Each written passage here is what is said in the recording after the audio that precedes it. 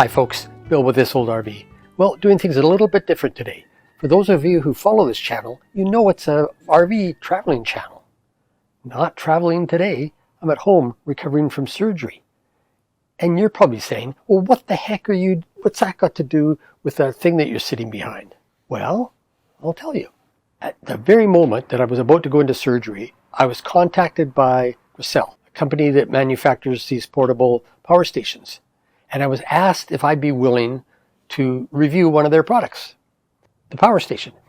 And, I don't usually do this kind of thing. I'm not a salesperson. And to be honest, I had never felt the need for a portable power station. But the way this company approached me, they were so professional. They were very pleasant, no restrictions. They just said, really, we just would like you to tell us what you think about our product. And to me, that signaled a company that had a very good product that they were proud of, that they were confident with, and that they were trusting me to say what I was going to say. They had no control what I'm going to say. And, I thought, well, why not? I don't know that much about these things.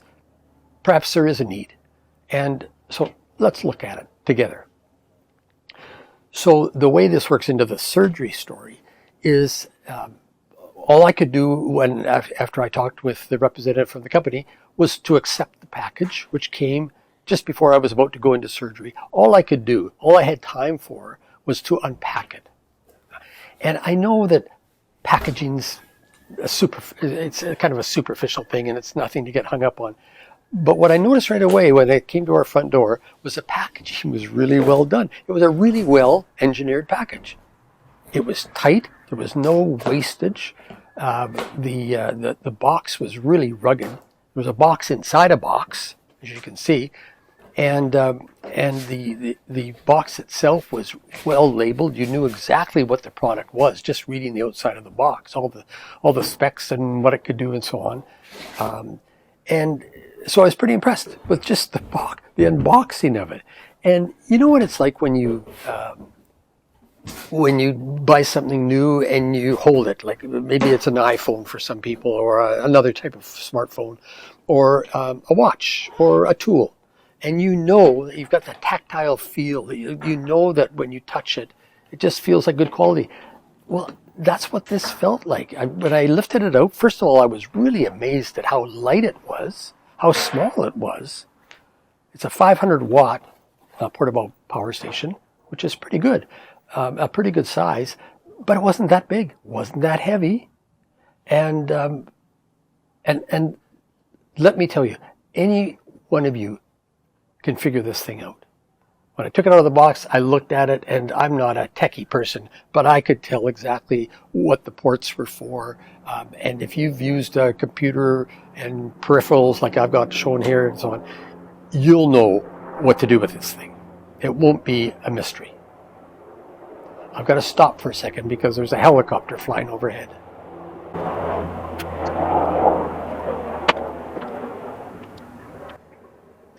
Okay, the helicopter's gone. So anyway, I was really impressed, just the way it felt, the way it looked, the way it was boxed. The first impressions, as I say, are important, and I was really impressed with that. And then I went off to surgery. So I'm back home now, and for the month that I've been recovering, I've got a ways to go yet, but I decided to start to play around with this thing while I was recovering. And it was awful being bedridden in a hospital setting, and then again in a home setting in the bedroom. So I've created an outside office, and that's where I am right now. It's what's keeping me going, because I won't go mad, hopefully. And so I thought, let me try this out in kind of simulate a remote setting, because I can't do it right now with our motorhome in storage, and we're not planning a trip until the winter, when I'm going to take this, by the way, with us, and I'll give you another update of how we use it on the road. But I thought, well, maybe this will allow me to do a just review of what it would be like in kind of a home setting, but also simulate a remote setting. So that's what I'm doing here. I have no plugs nearby. I'm outside. I'm not that far from our front entrance, but it feels like a long way away. And what I've done is I've set up what I use to produce YouTube videos. I'm one of these old farts that has this travel channel, and I enjoy doing it. It's not a business, it's just a hobby. But this is what I use to create things. And I would love to be able to do this away from our motorhome. Maybe sitting in the middle of the quartzite desert or BLM land somewhere in the US, or off in a remote campsite setting in Canada. So I'm just feeling my way with this thing, even though I didn't feel the need for it. I want to explore it a little bit more. So what I've got plugged into this is just showing you the outlets. There's two outlets that power household power type things. So that, in this case, I'm powering my laptop through this AC plug, and I'm powering this hub that I use to, it's just a peripheral that I use to attach a bunch of other things to my computer. For those of you with Mac computers, I think you'll know that there's not many ports on the side, so you have to rely on something like a hub if you want to attach a lot of things. Like I've got two external drives. I've got headphones over here. This other one is is my microphone that I'm using right now. So it's charging through a USB charging port. So basically, these are the USB charging ports, these four, and one of them is a USB-C. The others are USB types. There's your AC plugs. Solar panels. You'll want to get solar panels with this.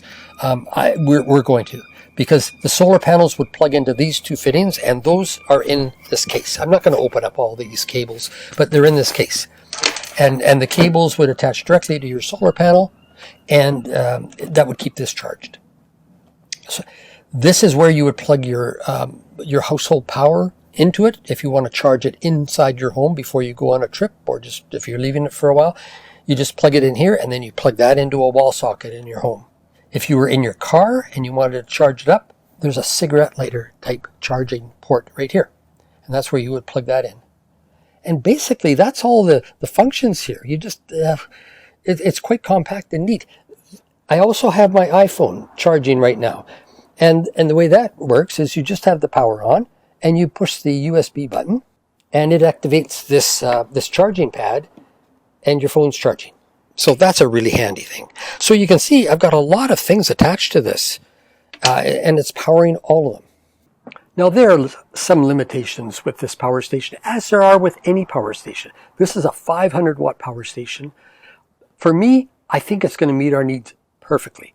A 300 watt power station is quite light.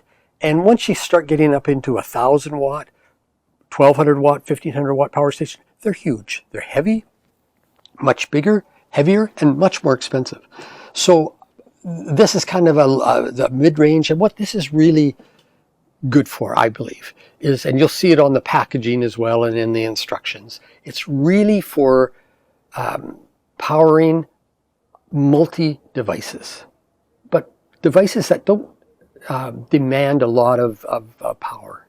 So for instance, you don't want to be using a microwave on this, or fairly large appliances like blenders and beaters and hair dryers, something like that. A hair dryer would be, probably 1,800 watts. And it's just not compatible. You're going to wreck this. You just want to be careful that you're only using this to power low level draw items, such as, a Mac computer, this hub, the things that I've got plugged in here. But it's really handy for that. And for me, to have a remote station like this means I don't need to be near any plug. I can operate everything that I need to produce a video like this. So that's where my recovery period has been useful, to try to see how this thing operates remotely. And I could be out in the middle of the desert right now, right? So I've been really, really impressed with it, and it's given me some freedoms that I wouldn't have otherwise. And I'm understanding the value of these things. And as I've been using this, my wife's been looking at it, Michaela, and she said to me, you know what? That looks like an excellent complement to our ditch bag. So on our sailboat, we have what we call a ditch bag, and it's a bag that you take with you whenever you have an emergency. If you're sinking, if you're on fire, if you have to get off your boat very quickly, you grab your ditch bag that is always accessible, and you know that you've got all the important things to keep you alive in that bag, and you don't want to go searching for it, and you just want to take that one thing with you. So we have a ditch bag at our home. We have it on the shelf in our garage, and although we're not real preppers and go overboard, we do realize that for us, we live in an earthquake zone. A huge fault line lies right off Vancouver Island, and we're quite close to that. There's a possibility of tsunamis, an earthquake. We get wildfires here in British Columbia, as in many places. There's a number of reasons why you may have to leave your home very quickly. And so Michaela said to me, let's use this device, when it's not in use, when we're not traveling with it in our motorhome, as part of our ditch bag setup. Because when you think about it, if you had to leave your home very quickly, you were evacuated immediately, what do you think of getting? You gather up yourselves, of course, water, food, that's in the ditch bag, your pets or your kids, whatever you have, of course, and communications, right? You need something to communicate with the world, to find out what's happening, so you have situational awareness at all the time about whatever disaster you're facing. And realize that if you had this with you, you could at least keep really critical things powered, like your phone, your radio, your computer, so you could at least stay up to date with what's happening with whatever incident you're being faced with.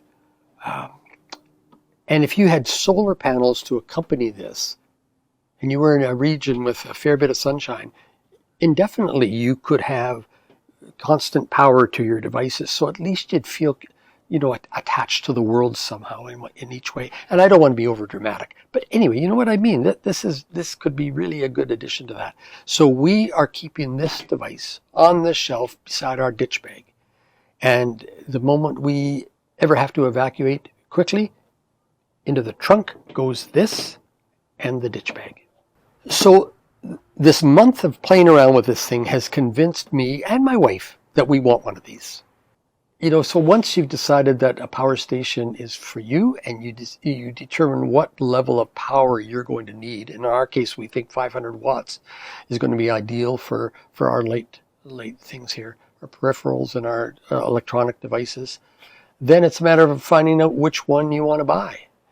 And when I was offered this, I got on the internet, I looked at reviews of this, I looked at reviews of other devices, and you could spend days, weeks researching all these different portable power stations. They're a dime a dozen. I can see why now that there's so many of them. And you can drive yourself nuts trying to figure out which one is best for you. I rely on other people than me who have the expertise to analyze the technical specs of this type of thing. And I don't want to go through that with you because I don't have those qualifications. But I do know what works, and I do know what our needs are, and I know what feels good, what looks good, what seems to work as it should. And I'm putting a link to a video that I found when I was looking at these that identifies the technical performance of this. And it was a guy, very, very nicely done, I thought. Very simple, straightforward, no BS. And the basic outcome of his video is Grecell's device does what they say it should do. And that's good enough for me. And I like it, and I've talked to the company reps already, and I've been impressed with how they've talked to me and about this product. Why wouldn't you choose something like this? Because when you look at it on the scale of all the other ones that are out there and the price differences, there's Jackery and Blue Eddy. Those are two, ones that are pretty dominant. And then there's products like this that are, the name is less known. I had never heard of Grecell before, but now I'm very much aware of them and their products, and I'm looking more closely at them. Why wouldn't you buy it if it's considerably less than the name brand ones? You know, the technology presumably is just fine for what we need. And so in this case, I'm trusting the company because of my personal experience with them. I trust the guys who look at it and say, it does what it's supposed to do. And it's just really kind of a cool little device. We'll see you on the road when we head out for the winter. We'll test it in the desert. We'll test it in the side of the road, wherever we might be stuck. And we'll let you know how it performs in that environment. Thanks for watching. See you next time.